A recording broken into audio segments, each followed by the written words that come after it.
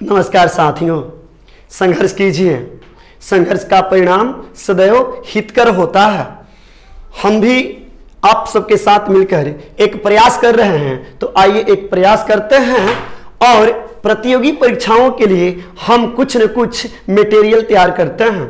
दोस्तों, जब हम किसी भी प्रतियोगी परीक्षा में जाते हैं तो इतिहास से संबंधित हमारे पास बहुत कुछ आता है, यानी बहुत प्रश्न आते हैं जिसका हल करना होता है। तो सबसे पहले हमने भारतीय इतिहास को जानने का प्रयास किया है। तो प्राचीन भारतीय इतिहास को जानने के लिए कुछ स्रोत हैं, जिसमें प्रमुख 4 स्रोत बताए गए हैं, जिसमें से हमने आपको धर्म ग्रंथ और ऐतिहासिक ग्रंथ की जानकारी दे दी है। आज दोस्तों मैं आपको प्राचीन भारतीय इतिहास के विदेशी स्रोत बताने का प्रयास करूंगा। आप सब गौर से सुनिए और जहां भी हमसे त्रुटि हो वहां पर रेखांकित कर लीजिए कि बाद में कमेंट बॉक्स में आप लिखिएगा। तो चलिए हम सफर शुरू करते हैं। विदेशी स्रोत में सबसे पहले यूनानी और रोमन लेखकों के ऊपर चलते हैं, जिन्होंने प्राचीन भारतीय इतिहास को अपने पुस्तकों में रेखांकित किया है। तो सबसे पहले इंडिका के राइटर आते हैं मेगास्थेनीज। मेगास्थेनीज मौर्य युग में भारत आए थे और उन्होंने मौर्य काल के ऊपर अपनी कलम को खूब चलाया है। उन्होंने मौर्य काल में जो कुछ भी देखा है इंडिका में लिखा है, जो हमारे लिए प्राचीन भारतीय इतिहास को जानने में एक प्रकार का मटेरियल है, रॉ मटेरियल है। उसके बाद आते हैं डायनोसियस, जो मिस्र निवासी थे। इन्होंने अशोक के युग में यहां प्रवेश किया और सम्राट अशोक के विषय में इन्होंने एक पुस्तिका में सब कुछ लिख डाला और इन्होंने बताया कि सम्राट अशोक में कौन सी विशेषताएं थी कि वे प्रियदर्शी बन गए और वे सबके आंखों के तारे बन गए। तत्पश्चात टोलमी आते हैं।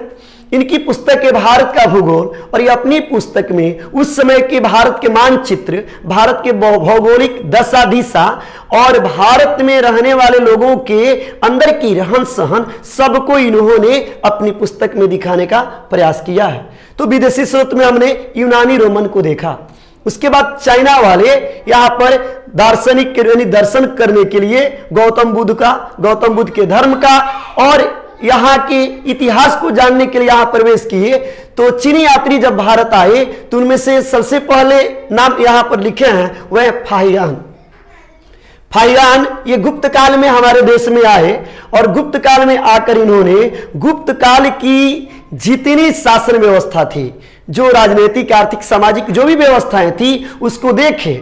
चूंकि गुप्त काल को इतिहास में स्वर्ण काल भी कहा गया है। उसे देखने के बाद ये एक राज्य मध्य प्रदेश में गए और जब मध्य प्रदेश में गए तो वहां का अध्ययन किए और मध्य प्रदेश के विषय में इन्होंने लिखा कि यह सबसे शांति प्रिय स्थान है। इसके बाद आते हैं संयुगन। संयुगन जो थे वे बौद्ध धर्म के विषय में जानकारी हमें दी है। इन्होंने बौद्ध धर्म के विषय में लिखा कि यहाँ के लोग शांति प्रिय हैं, यहाँ के लोग गौतम बुद्ध को अपना सब कुछ मानते हैं इत्यादि इन्होंने अपने पुस्तक में दिया। उसके बाद आते हैं हुएनसांग। हुएनसांग हर्षवर्धन के काल में आए थे और हर्षवर्धन की सामाजिक, धार्मिक एवं राजनीतिक गतिविधियों को अपनी पुस्तक में लिखा। इन्होंने बताया कि यहाँ की समाज जो है वह धर्म से जुड़ी हुई है और यहाँ की राजनीतिक व्यवस्थाएं भी धर्म के अनुसार संचालित होती है। इसके बाद इत्सिंग का नाम आता है। इत्सिंग ने नालंदा एवं विक्रमशिला विश्वविद्यालय के विषय में लिखा।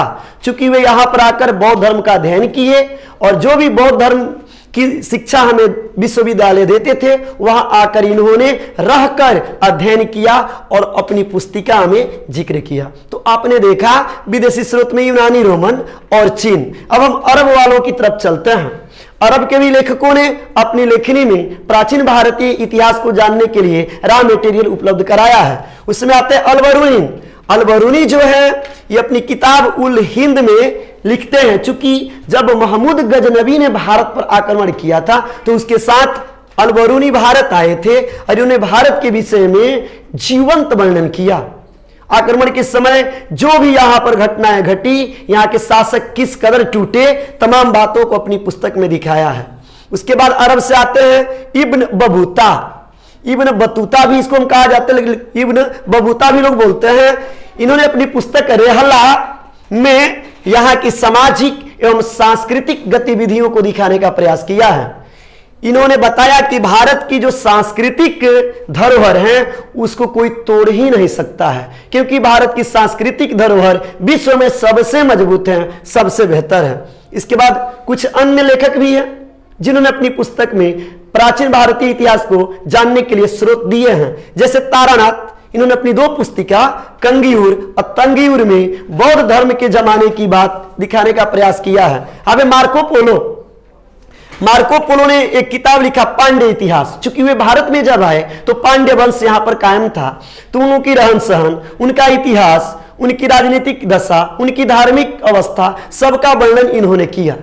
तो साथियों, आपने देखा कि विदेशी स्रोत में यूनानी रोमन दृष्टिकोण, चीन का दृष्टिकोण, अरब का दृष्टिकोण और अन्य लेखकों का दृष्टिकोण जो है वह हमें उपलब्ध कराते हैं मेटेरियल, ताकि हम प्राचीन भारतीय इतिहास को आसानी से समझ सकें, देख सकें।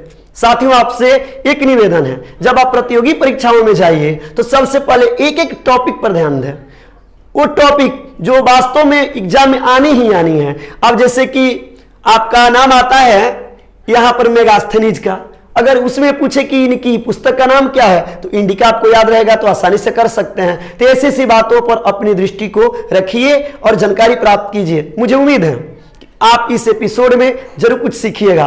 अगले एपिसोड में हम प्राचीन भारतीय इतिहास के जानने के जो चौथा स्रोत है, यानी पुरातात्विक स्रोत, उस पर प्रकाश डालेंगे। तब तक के लिए मैं आप सबसे अलविदा लेता हूं।